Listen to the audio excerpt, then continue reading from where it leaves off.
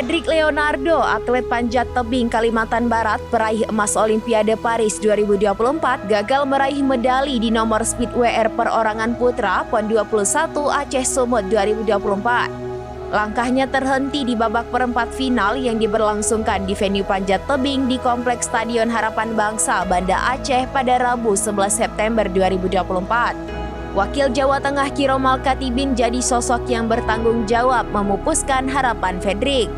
Atlet yang akrab disapa Kiki itu memenangi pertandingan perempat final antara keduanya.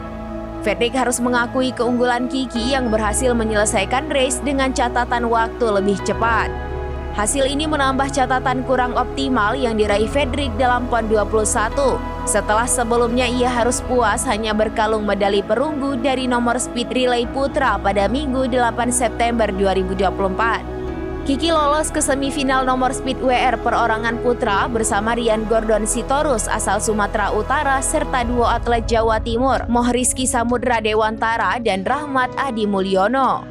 Pada babak big final, Kiki berhadapan dengan Mohriski Samudra Dewantara. Sedangkan small final merebutkan perunggu akan berhadapan antara Rian Gordon Sitorus Sumatera Utara versus Rahmat Adi Mulyono Jawa Timur. Fedrik menjadi atlet panjat tercepat setelah mencetak rekor dunia di Piala Dunia IFSC 2023 Seoul, Korea Selatan dengan catatan waktu 4,90 detik. Rekor tersebut diraihnya setelah memanjat climbing wall setinggi 15 meter dengan catatan waktu tercepat di dunia pada 28 April 2023 dan menjadi manusia pertama di dunia yang resmi memanjat dengan hasil di bawah 5 detik.